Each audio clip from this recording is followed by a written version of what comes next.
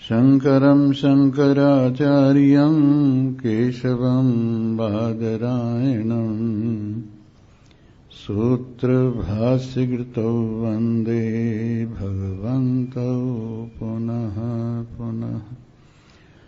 ईश्वरो गुरुरात्मेति मूर्तिभेदविभागिने व्योमवद्व्याप्तदेहाय दक्षिणामूर्तये नमः। ॐ पूर्णमदः पूर्णमिदं पूर्णात् पूर्णमुदच्यते पूर्णस्य पूर्णमादाय पूर्णमेवावशिष्यते। ॐ शान्तिः शान्तिः शान्तिः। उपस्थित भगवान के अनन्य प्रेमी, भगवान के कलेजे की कोर, भगवान के मधुर मधुर अंश, भगवान के मधुर मधुर चाहने वाले श्रोता वृंद, आज हमने यही श्लोक जो चल रहा है उसका चौथा पाद लिया है और इसमें बताया है वेदांत कृत वेद विदेव चाहम। इसके अंदर दो बातें हैं, वेद विदेव चाहम और वेदांत कृत। भगवान श्री हरि हम सबके हृदय सरोवर में निवास करने वाले, उन्होंने इस संपूर्ण सृष्टि को बनाया और किससे बनाया? अपनी माया से कहिए, संकल्प से कहिए बनाया। और एको हम बहु प्रजायेय, जिज्ञासु को समझाने के लिए उनमें इस आकांक्षा का आरोप हुआ कि मैं एक ही बहुत रूप हो जाऊं। एको हम बहु प्रजायेय, मैं एक ही बहुत रूप हो जाऊं। तो इस प्रकार सबसे पहले जब उन्होंने ये आकांक्षा की तो उनमें माया का आरोप होकर आकाश प्रकट हुआ। फिर आकाश में आकांक्षा हुई एको हम बहु प्रजायेय, फिर वायु प्रकट हुई, फिर वायु में ये इच्छा हुई एको हम बहु प्रजायेय, फिर इसके बाद में अग्नि प्रकट हुई। ध्यान रख भाई, जरा सा थोड़ा कम कर दे। बोलो सच्चिदानंद भगवान की जय। हाँ, खटखट करता है बीच में। जी हां, इसके बाद उन्होंने एको हम बहु प्रजाएय, जब वायु में बैठकर ऐसा संकल्प किया तो अग्नि प्रकट हुई। और फिर अग्नि में बैठकर ये संकल्प किया एको हम बहु प्रजाएय, उससे जल प्रकट हुआ। और जल में उन्होंने जब ये इच्छा की एको हम बहु प्रजाएय, तो पृथ्वी प्रकट हुई। अब परमात्मा सच्चिदानंद ब्रह्म सत स्वरूप से उनमें एक ही वास्तविकता है, सत। फिर इसके बाद उनमें जब माया का आरोप हुआ, तो वो माया का आरोप वस्तुतः माया कुछ है नहीं, अवस्तु रूपा है। जब इस पर विचार किया जाता है, माया टिकती नहीं है, इसलिए अवस्तु रूपा इसको कहा जाता है। अनादि है, शांत है, इसके प्रारंभ का पता नहीं है, परंतु ज्ञान होने पर अधिष्ठान का, अपने स्वरूप का, तो इसका अंत हो जाता है, इसलिए इसको अनादि शांत कहा है। इसके बाद जब आकाश प्रकट हुआ माया से, तो यों समझिए माया के अंदर दो धर्म आए, एक सत और एक अवस्तु रूपता। सत तो परमात्मा की महिमा है और अवस्तु रूपता इसका धर्म है। इसके बाद जब आकाश प्रकट हुआ, उसमें तीन बातें आईं, एक सत, एक अवस्तु रूपता और एक शब्द। इसके बाद जब वायु प्रकट हुई, उसमें चार भाव आए, एक सत, एक अवस्तु रूपता और एक शब्द और एक स्पर्श। इसके बाद जब अग्नि प्रकट हुई, उसमें पांच धर्म आए, एक सत आया, एक अवस्तु रूपता आई और एक शब्द और एक स्पर्श आया। इसके बाद जब अग्नि प्रकट हुई, तो उसके अंदर चार धर्म आए और वायु सत स्वरूपता और अवस्तु रूपता और शब्द स्पर्श, बल्कि पांच धर्म आए और इसका अपना धर्म तेज। इसके बाद जब प्रकट हुआ अग्नि से जल, तो उसमें छह धर्म आए और ये आए, एक तो सत स्वरूपता और एक अवस्तु रूपता और एक शब्द, स्पर्श और रूप और अपना इसमें आया रस। इसके बाद जब गंध प्रकट हुई, उसमें सात धर्म आए और उसमें सत स्वरूपता परमात्मा की, अवस्तु रूपता माया की और शब्द, स्पर्श, रूप, रस ये जल के आए और गंध इसमें अपनी आई। इस प्रकार पृथ्वी में सात धर्म हैं और जल में छह धर्म हैं, अग्नि में पांच धर्म हैं, वायु में चार धर्म हैं और आकाश में तीन धर्म हैं, माया में दो धर्म हैं और परमात्मा में एक धर्म है, और वो क्या है? सत स्वरूपता है। तो इस सारा खेल सत के आश्रित है। फिर इसके बाद जब इससे संसार, पहले शरीर बनने लगे और सूक्ष्म शरीर का प्रकटन इससे हुआ और इस प्रकार हुआ कि पांचों ज्ञानेंद्रियां, पांचों भूतों की, आकाश, वायु, अग्नि, जल, पृथ्वी, इन पांचों भूतों के जो सतोगुण है, उससे अलग अलग सतोगुण से पांचों ज्ञानेंद्रियां प्रकट हुई।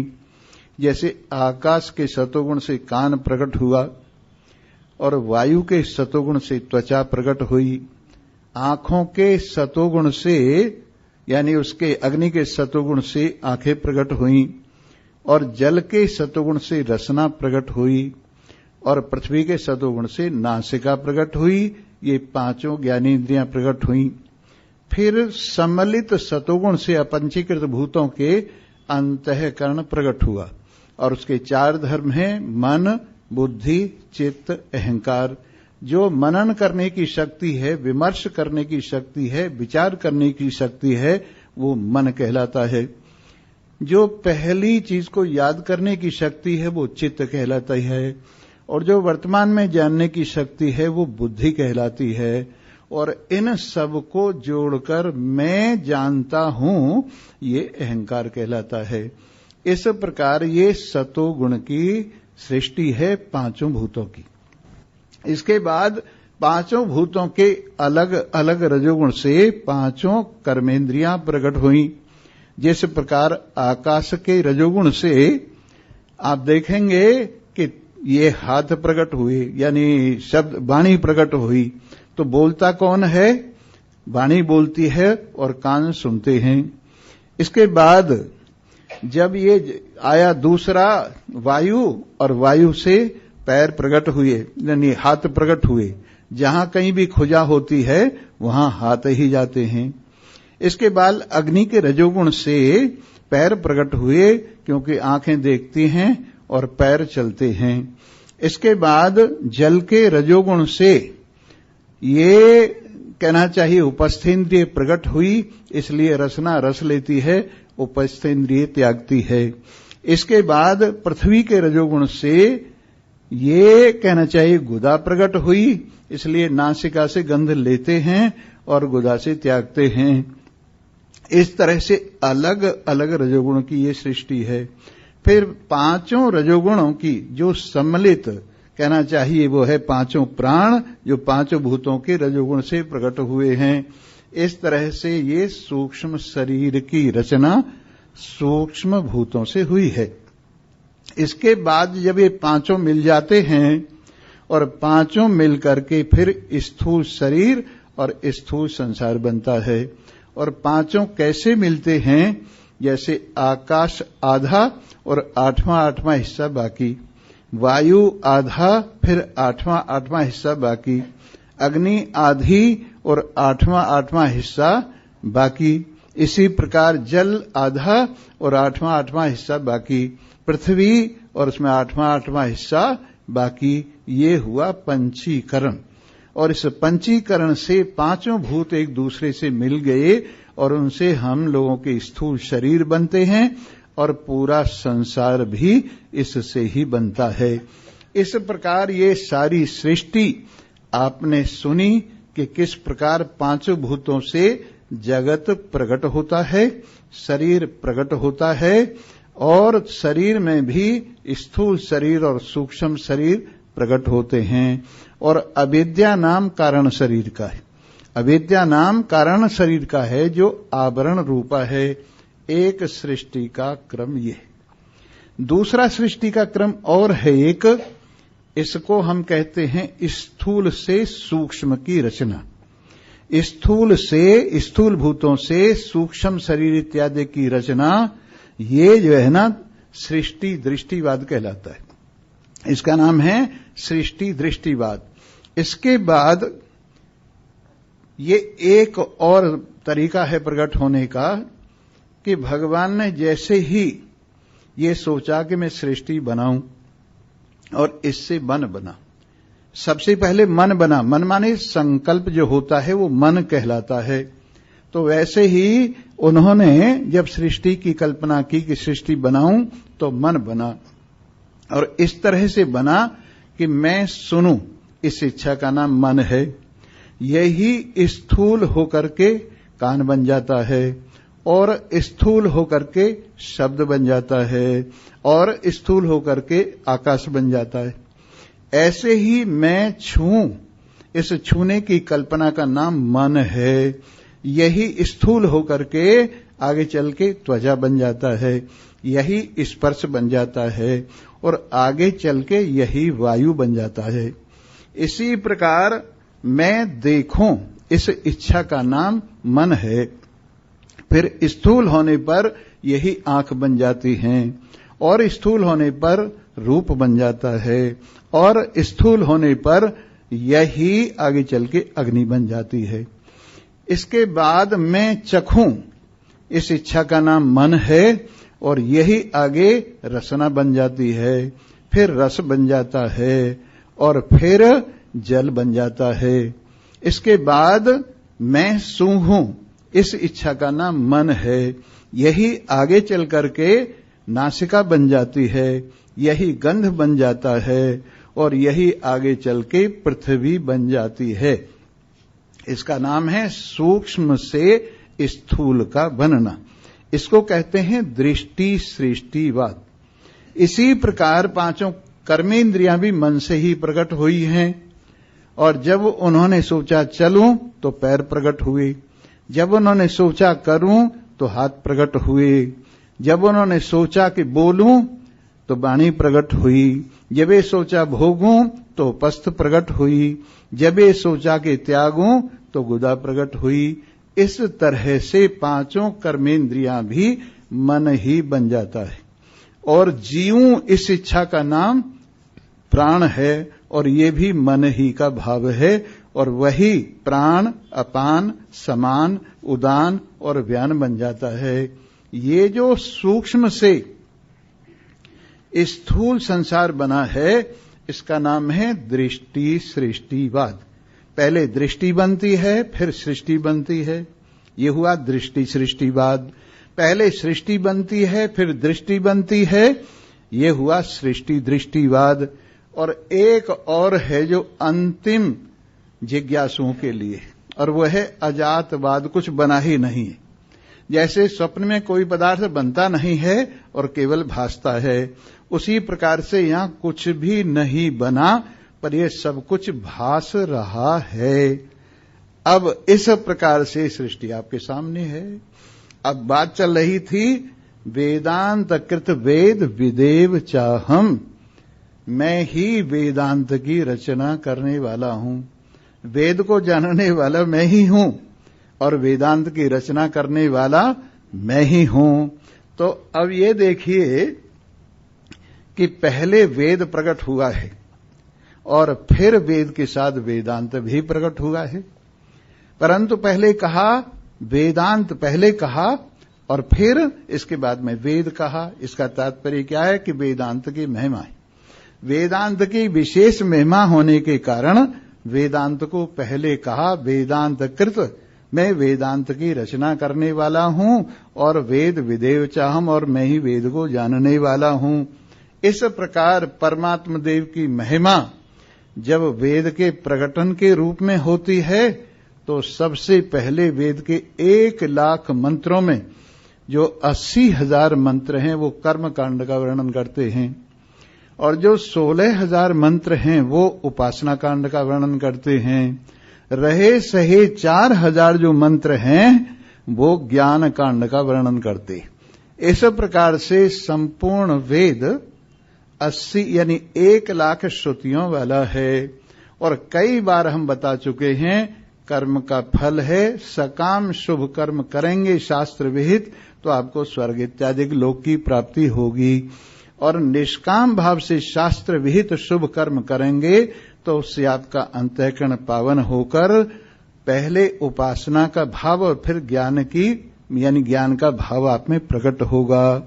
इस तरह से निष्काम शास्त्र विहित शुभ कर्म से आपका अंतःकरण पावन हो जाएगा। इसके बाद जब आप उपासना में प्रवेश करेंगे तो सबसे पहले सगुण उपासना आएगी, फिर सगुण उपासना करते करते अब जिसमें एक अपना इष्ट देव निश्चित करना होगा, एक विशेष मंत्र उसमें निश्चित करना होगा, और इस प्रकार से आप सगुण उपासना करेंगे। सत्संग सुनते जाएंगे तो धीरे धीरे उपासना निर्गुणता में प्रवेश करेगी, और धीरे धीरे आप निर्गुण ब्रह्म को निर्गुण भाव से अपने में जो सगुण ब्रह्म है उसकी उपासना तो बाहर दिखाई देती है, लेकिन जो निर्गुण ब्रह्म की उपासना है वो भाव से अंदर ही अंदर होती है और दिखाई नहीं देती है। इसके बाद आपने कहीं से सुना कि मैं ब्रह्म हूं, अहम ब्रह्मास्मि, और इस भाव को सुनकर के आपने उपासना की तो इस भाव से आप में ये अहंग्रह उपासना हुई। इसके बाद आपके हृदय में भगवान को जानने की इच्छा पैदा हुई, और भगवान क्या हैं आपको इस बात का पता नहीं है, उनका अस्तित्व है भी या नहीं, ये असत्वापादक आवरण है, और ये परोक्ष ज्ञान से निवृत्त हो जाता है। परमात्मा हैं परमात्मा है, इस ज्ञान से ये जो असत्तापादक आवरण है निवृत्त हो जाता है।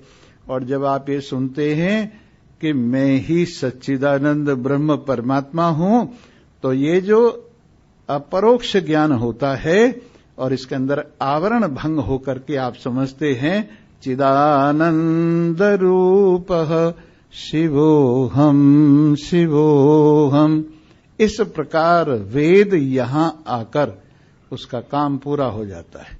जैसे कल मैंने बताया कि ओम से गायत्री प्रकट होती है, गायत्री से पूरा वेद प्रकट होता है, वेद का अंतिम भाग वेदांत कहलाता है। और इसी प्रकार ओम में ही सारा जगत वापिस चला जाता है और वो ओम आप में अपने आप में शांत हो जाता है। इस प्रकार इस सार को आप समझिए तो मौज ही मौजें हैं। और देखो बहुत अच्छे शब्दों में आपको बताता हूं भगवान कहाँ। तेरे बोकल बिच है चोर चोर, तेरे बोकल बिच है चोर। बोकल क्या होती है? जैसे चादर ओढ़ते हैं ना, एक सिरा इधर को डालते हैं और एक सिरा इधर को डालते हैं, तो बीच में जो खाली जगह बन जाती है उसका नाम बुक्कल है। उसका नाम क्या है? बुक्कल है। और परमार्थ में सत और असत दो सिरे, जड़ और चेतन दो सिरे, और आनंद और दुख दो सिरे, संग और असंगता दो सिरों के हेर फेर से अंदर क्या बनती है? एक खाली जगह बनती है जिसको हृदय गुहा कहते हैं। उसका नाम क्या है? हृदय गुहा। और इसी को बुक्कल कहते हैं। इसी का नाम क्या है? बुक्कल है। तो बात चल रही थी तेरे बोकल बिच है चोर चोर, तेरे बोकल बिच है चोर। कौन सा चोर? जो हमारा चित्त चुरा कर ले गया है। कौन सा चोर? जो हमारा मन चुरा कर ले गया है। कौन सा चोर? जो हमारी नींद चुरा कर ले गया है। कौन सा चोर? जो हमारा चैन चुरा कर ले गया है, जिसके पाने पर सब कुछ मिल जाएगा। सब कुछ को चुरा कर कहां छिप गया है? हमारे ही हृदय में छिप गया है। ऐसा हुआ, यहां से एक सेठ जी दिल्ली की यात्रा कर रही थी, फर्स्ट क्लास में बैठे हुए थे। वहां एक ठग भी आ गया और उस ठग ने वहीं उनकी बराबर वाली सीट पे डेरा लगा लिया। तो वो कहने लगे, भाई क्या बात है, तुम्हारे पास सामान मान कुछ भी नहीं है, चार जामा हो? कहने लगे ये जल्दी में था। वो समझ गए कि हाँ है ये हजरत, जल्दी में था इसलिए सामान नहीं लिया, कोई बात नहीं। जब रात को सोने लगे तो तकिया उनको दे दिया, तकिया लगा लो। सुबह होते ही तकिया फिर उनके पास आ गया। इसके बाद दूसरी रात तकिया फिर उनके पास चला गया और खूब खोज करते रहे। इसके बाद जब दिल्ली पहुंच गए तो कहने लगे, हजरत तुम तो हमारी भी गुरु निकले, गुरु के गुरु। तुम्हें मालूम है मैंने तुमको खरीदा हुआ है। तुम पीछे जो पंजाब की तरफ से आ रहे थे, मैंने तुम्हें खरीदा हुआ था। इतने पैसे तुम्हारे दिए हुए हैं और तुम्हारे पास पैसे जरूर हैं, लेकिन तुम अब तो ठिकाने पर आ गए, कम से कम मुझे बता के तो जाओ पैसे कहां थे। कहने लगे कहीं भी नहीं। नहीं नहीं बताओ। कह रहे वो जो तकिया तुम सिराने लगाए हुए थे उसी में थे। सिराने जो तकिया तुमने लगा रखा था उसी में थे। तुम इधर उधर ढूंढते रहे लेकिन सिराना तो देखा ही नहीं।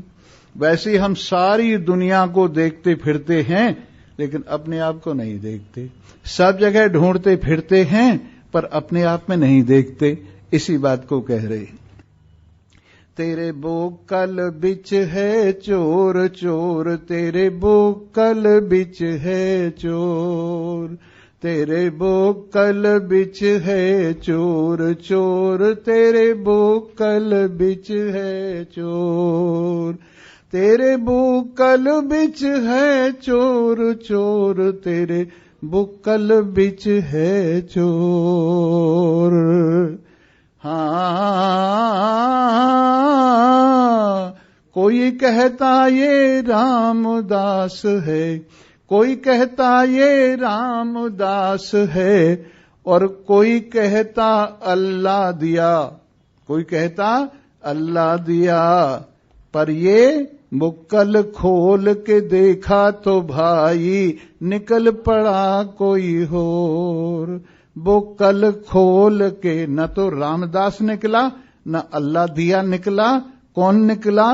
बुक्कल खोल के देखा तो भाई निकल पड़ा कोई और।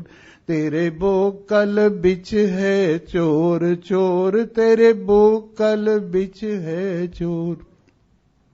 मुसलमान साड़न तो डर दे, हिंदू डर दे गोर।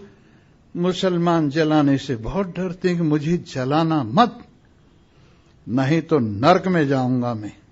मुझे ऐसा करना, बढ़िया बढ़िया कपड़े सपड़े पहना के, सेंट वेंट लगा के, और किसी कब्र में गड्ढे में दफनाना। और हिंदू कहता है गाड़ मत देना, अपगति हो जाएगी। तुम ऐसा करना 5 मन चंदन की लकड़ियों में, और मुझे घी की आहुति देते हुए सामग्री डाल के जलाना, तब मेरा कल्याण होगा। तो मुसलमान साड़न दो डर दे, हिंदू डरते गोर। पर जो साड़ा न जावे गाढ़ा न जावे, ऐसा कोई होर। तेरे बुक्कल बिच है चोर चोर, तेरे बुक्कल बिच है चोर।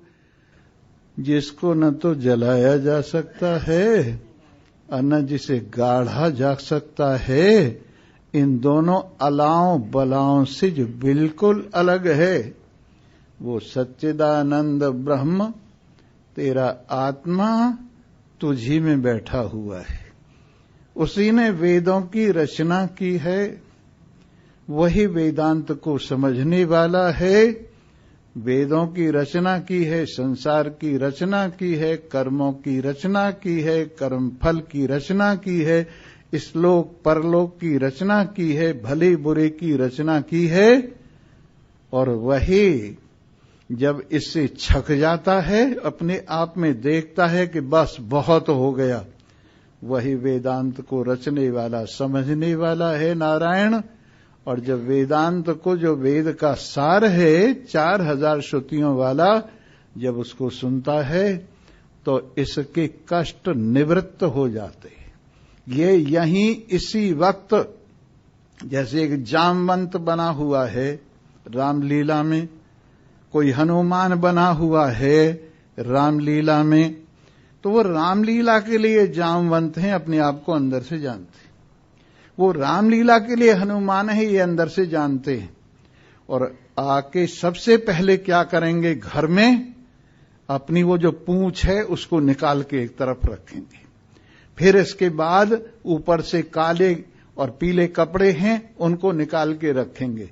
फिर रंग रोगन हटा के रखेंगे, और फिर वो न रहेगा हनुमान, न रहेगा जामवंत। जो ऊपर से वेश बनाए हुए थे सब एक तरफ कर देंगे। और अगर जामवंत पने में भूल गया, और यदि हनुमान परे में भूल गया, तो फिर घर पहुंचना मुश्किल हो जाएगा। इसलिए संसार का खेल, कोई इसमें जामवंत बना हुआ है, कोई इसमें हनुमान बना हुआ है, कोई किसी की मां बनी हुई है, कोई किसी का बाप बना हुआ है। एक बार की बात है, राणा प्रताप का ड्रामा हो रहा था। स्टेज के ऊपर राणा प्रताप ढाल तलवार लेके अपना पार्ट अदा कर रहा था, और उसने सलावत जंग को जब उसने गंवार कहना चाहा, गय कहते ही उसका सिर काट दिया। और इस तरह से राणा प्रताप का स्वांग चलता रहा।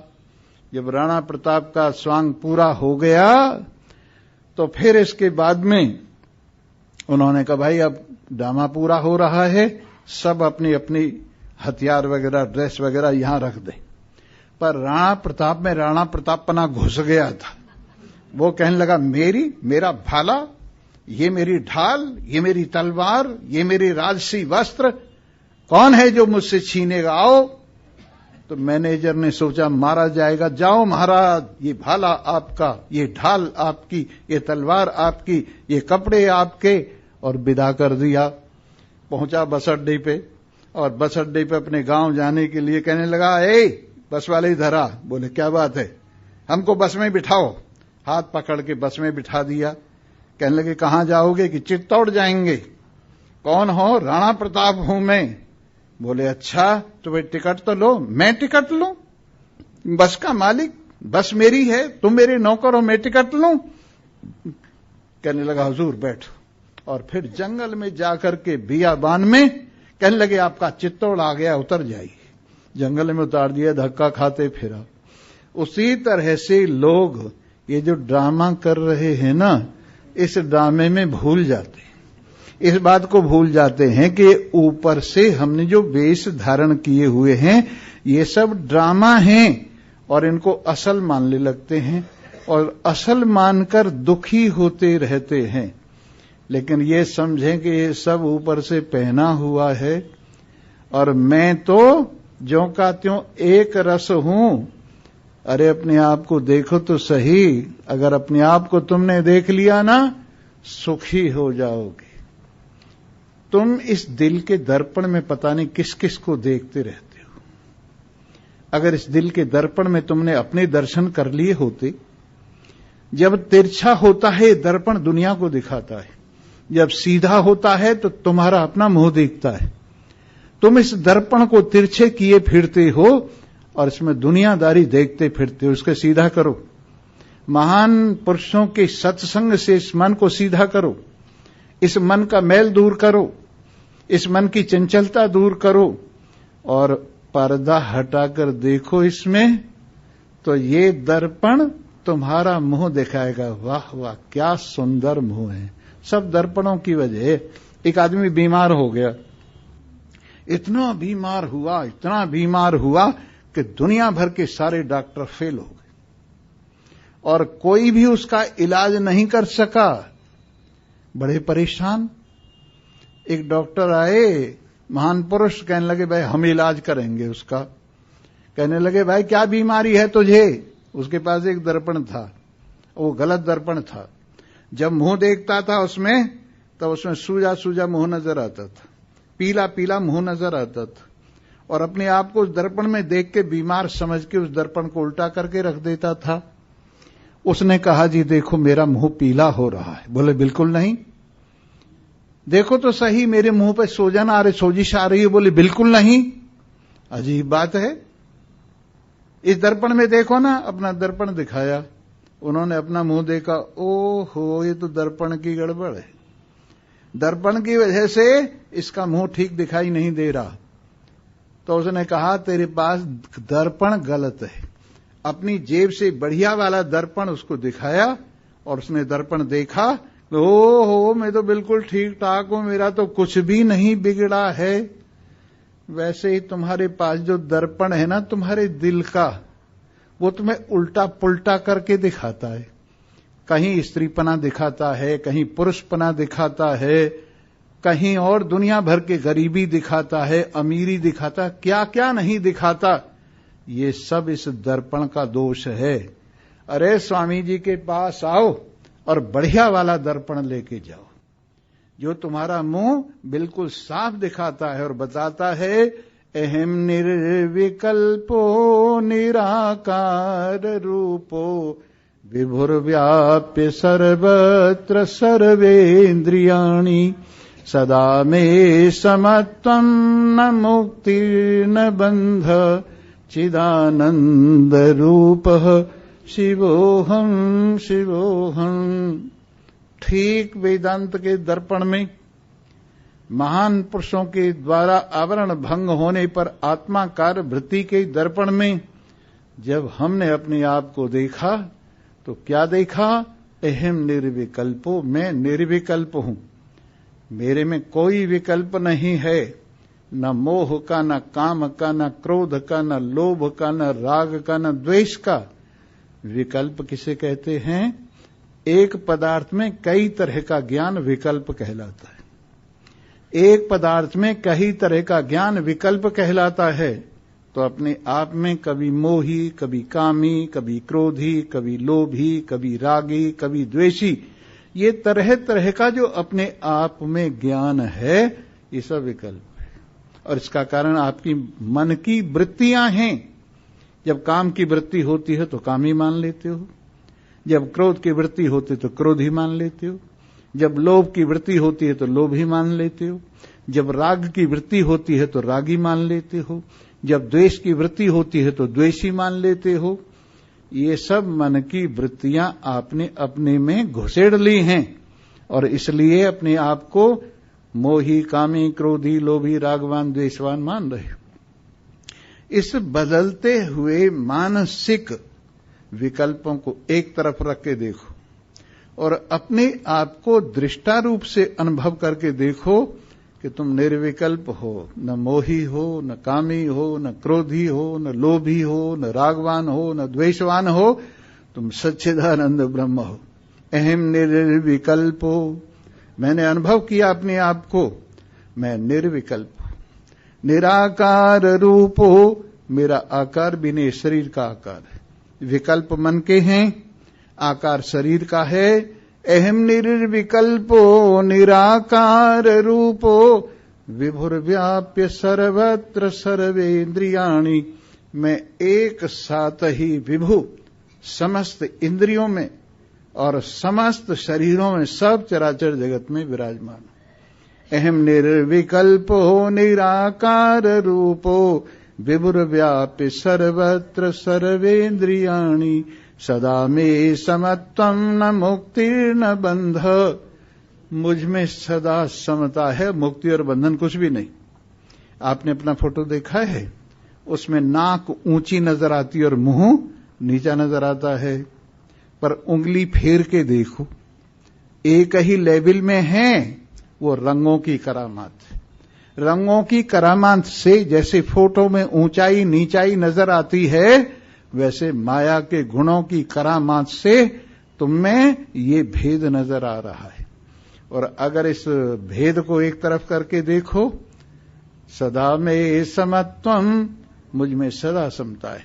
न मुक्ति न बंध, न मुक्ति है और न बंधन है। चिदानंद रूपः शिवोहम शिवोहम। इस तरह से अगर आप अपने आप को देखेंगे तो कहीं भी बंधन नहीं है। पर याद रखो, आपको इसके लिए क्या करना होगा? अपने आप पर से पर्दा हटाना होगा। अपने आप पर से पर्दा हटाना होगा और अपने आप को ठीक ठीक समझना होगा। और जब समझ जाएगा तो अपनी मौज में विराजमान हो जाएगा और अपने आप में ऐसी मजेदार स्थिति होगी कि हर वक्त प्रसन्न रहेगी। एक क्षण के लिए भी अप्रसन्नता नहीं आएगी।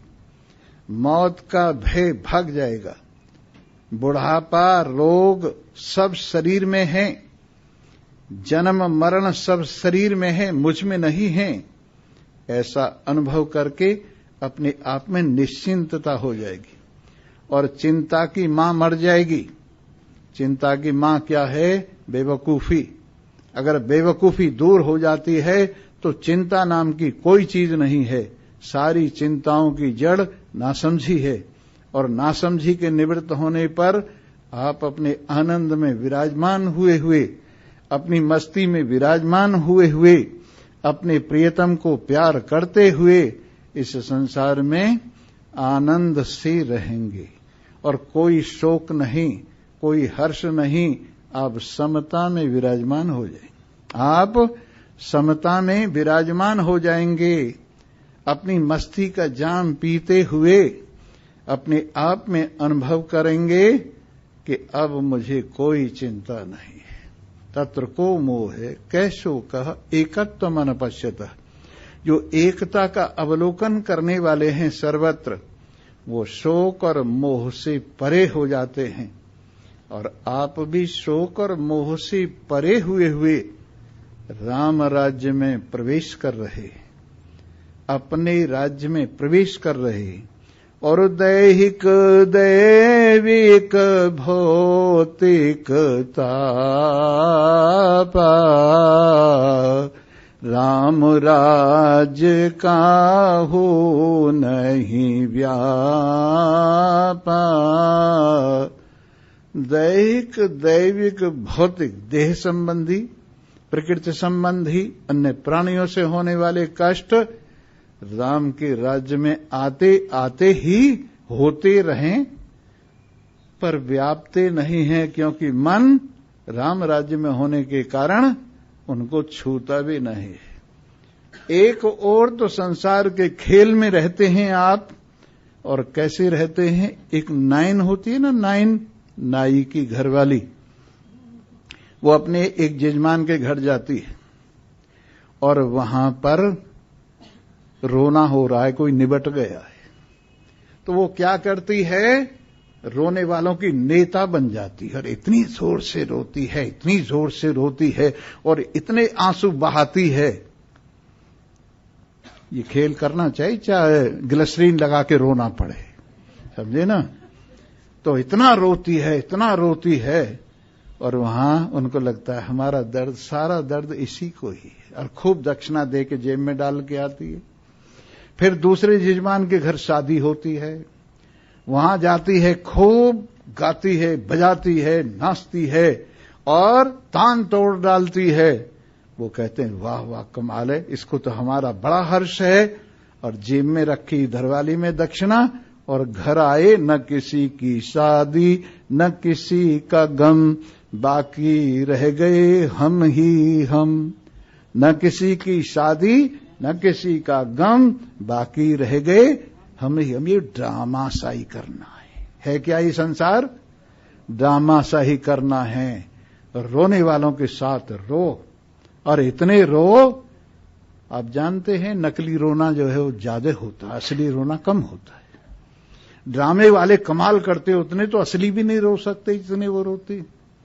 तो इसलिए इस संसार के खेल में यथा योग्य व्यवहार करो, लेकिन अंदर से भगवान से जुड़े रहो, और भगवान के रंग में ऐसे रंगे रहो, भगवान के रंग में ऐसे रंगे रहो कि बस भगवान से मन लगा रहे, भगवान से प्रेम लगा रहे, हर वक्त प्रेम में मस्ती रहे, और भगवान के कभी कभी विरह में आंसू बहे तो बहे, कभी मिलन पर हंसी आई, प्रसन्नता होई, मस्ती होई तो होई।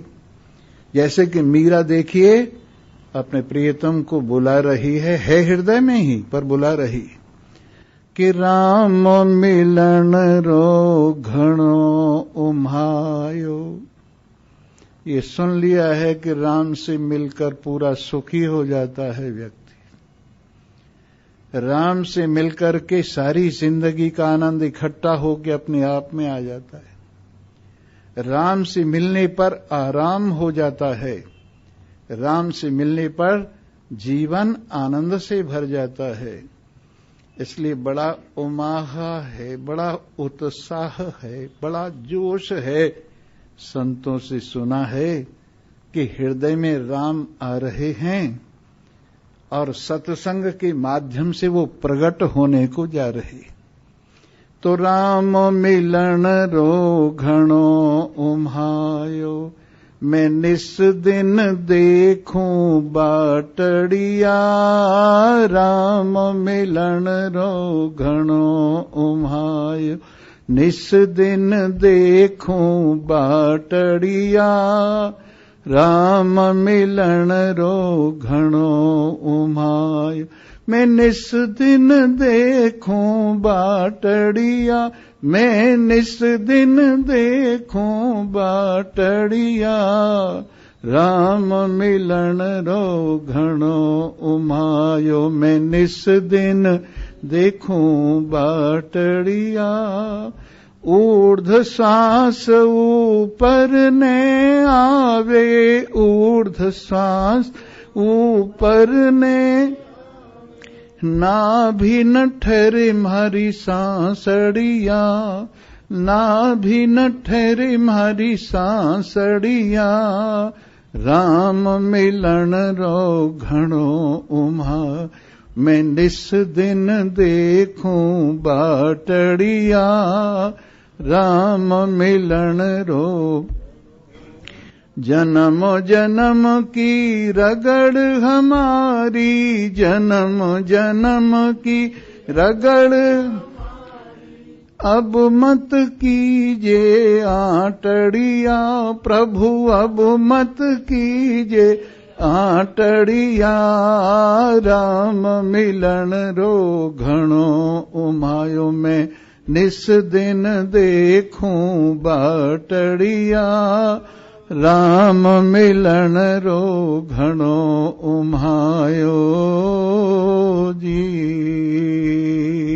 मीरा के प्रभु अब तो मिल जाओ, मीरा के प्रभु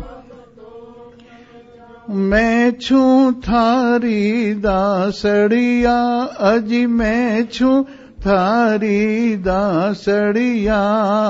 राम मिलन रो घणो उमा, मैं निस दिन देखूं बाटड़िया। राम मिलन रो घणो उमायो।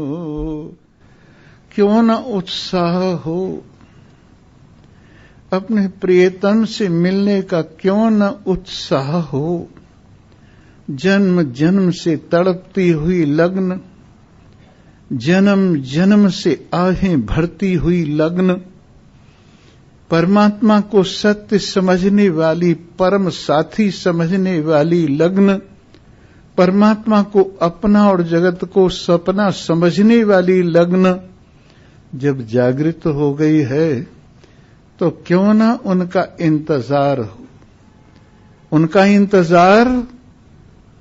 उनका इंतजार बहुत बड़ी चीज है।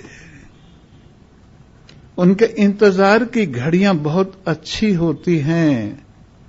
और अब इंतजार करने वालों को कितना रस मिलता है इंतजार में, वो मिलने पर उतना शायद थोड़ा कम हो जाता हो, पर इंतजार में बड़ा रस आता है, बड़ा मजा आता है। और जिंदगी इंतजार के रस में, परमात्मा के प्यार के रस में, वेद प्रकट करने वाले के रस में, वेदांत का रचना करने वाले के रस में अपने आप को परम प्रियतम अपने हृदय में निवास कराते हुए कितना आनंद आता है, कितना आनंद आता है, कितनी मस्ती आती है कि वो मस्ती बयान नहीं की जा सकती। वो मस्ती बयान नहीं की जा सकती। फिर भी थोड़ी सी मस्ती तो होनी ही चाहिए। जिस सिमत नजर कर देखे हैं, उस दिलवर की फुलवारी है। जिधर देखते उसी का बगीचा लहरा रहा है। वो स्वयं बगीचे में फूल बन के लहरा रहा है। वो स्वयं बगीचे में फल बन के लहरा रहा है। वो स्वयं बगीचे में पत्ते बन के लहरा रहा है। सब स्वयं सबका बीज बन के विराजमान है। तो जिस सिमत नजर कर देखे हैं, उस दिलवर की फुलवारी है। कहीं सब्जी की हरियाली है, कहीं फूलों की गुल क्यारी है।